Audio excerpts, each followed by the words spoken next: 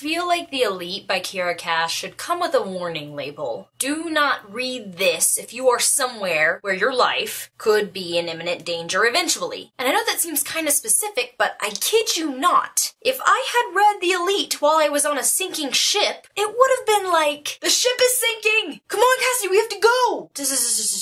Are you serious? The ship is sinking. We're going to die. You need to go! Shh. What? You don't even like that book. You've been staring at it like you wanted to chuck it against a wall for hours. And then I would have died.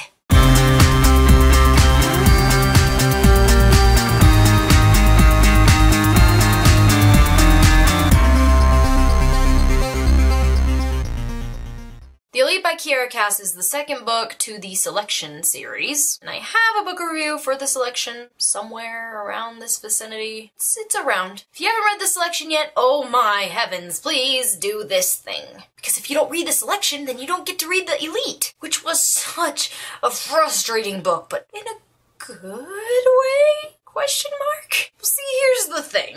I like America, but I don't like America. I don't really like Aspen, but then I don't really have any feelings toward him at the same time. I love Maxon, and then I didn't love him, and then I loved Maxon. And then I didn't love Maxon. I was just being pulled apart this entire novel. Before you say that I lack conviction when it comes to characters, let me explain you a thing. 3/4 of this book was spent with America, just going back and forth between Aspen and Maxon, and then the final 1/4 tore up your heart into teeny tiny pieces until you were just little pieces of confetti being thrown in the air. Congratulations!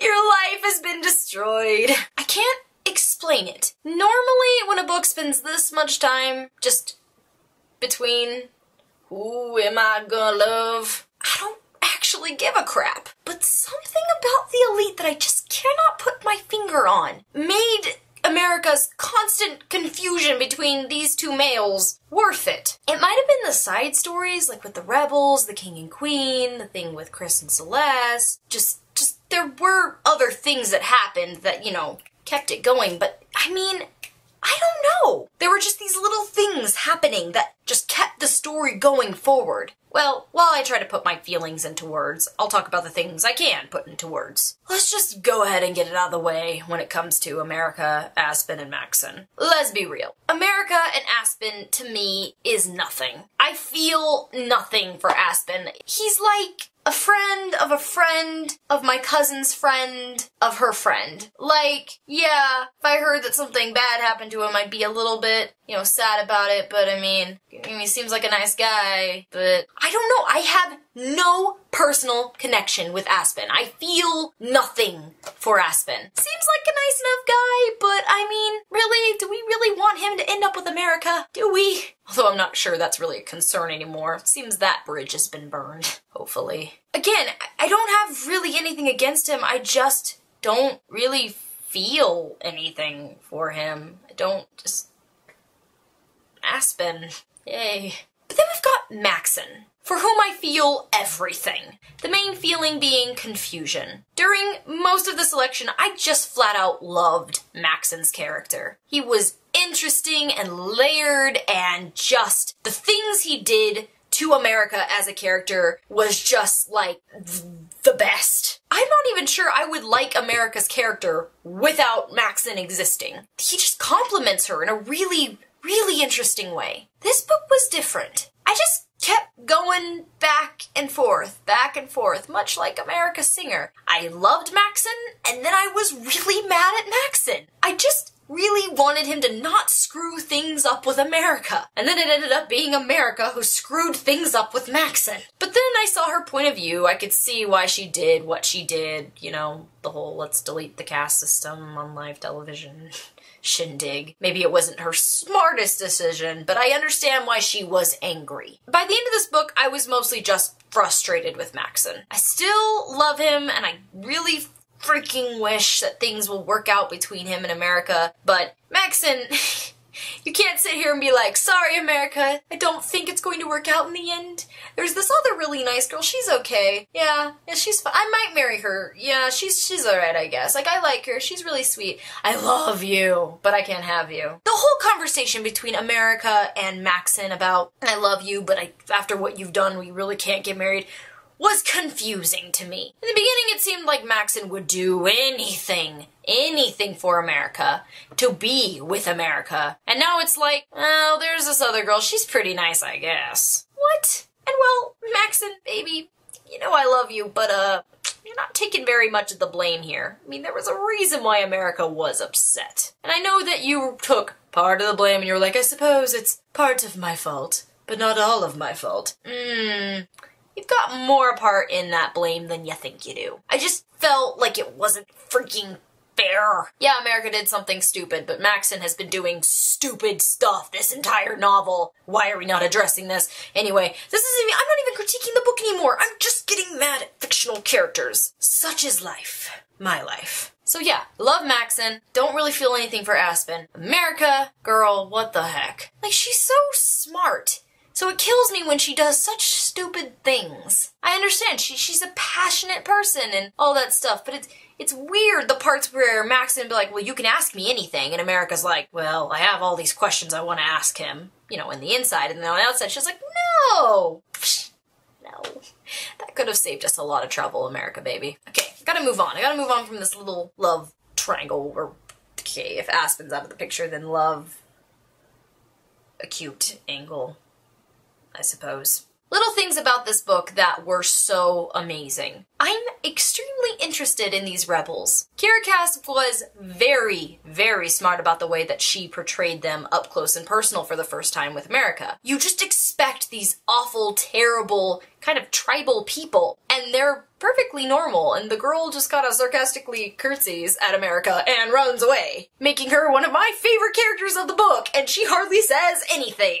So we don't really know much about the rebels. We're getting to the point where we're just getting very tiny, tiny tastes of who they may actually be, and what they actually want, and why they actually want it. The interesting thing about these books is that, excuse the Hunger Games reference, but we're getting Katniss Everdeen from the point of view of the Capitol. America is not part of the big rebellion. That is not the story. She is seeing them infiltrate little by little from the point of view of the people these people are trying to infiltrate. So that's interesting to me. It's not a point of view I see done very often. And now that we see more and more of the rebels, we start questioning, okay, well, who's right and who's wrong here? Who actually needs to be protected? Admit it, admit it. At one point in this book, at least, you thought to yourself, please let the rebels get into the castle and just screw things up. We haven't seen much of these people, but there is a part of us, or at least of me, that roots for them? Question mark? I don't know. Can't explain it. I really want to see more of them. I'm really excited for the next book. I'm hoping that we're going to get a little insight on what the heck they're hoping to achieve. So there's the rebellion. I love America's Maids and their whole little story about wanting to be something more. Marley and her lover boy. Holy crap. I wasn't sure what was up with Marley, and now I'm like, whoa, oh, that's crazy. And I'm kind of mad at myself that I didn't see it coming, because I wondered why Kiera made a point of showing us this random guard a couple times, and she was very specific about his name and appearance. I was like, okay, who is this guy? Why do we care? Oh, that's why. Just so many little things, guys. Also, hands up, who didn't expect the king to be a total douche canoe? Me. That was genuinely shocking. I mean, he didn't necessarily seem like the nicest guy in this election, but we didn't really see him much. And considering the fact that the queen is so lovely and seems to love him, I just didn't see that coming. But when Maxon told his story and showed her his back, oh man.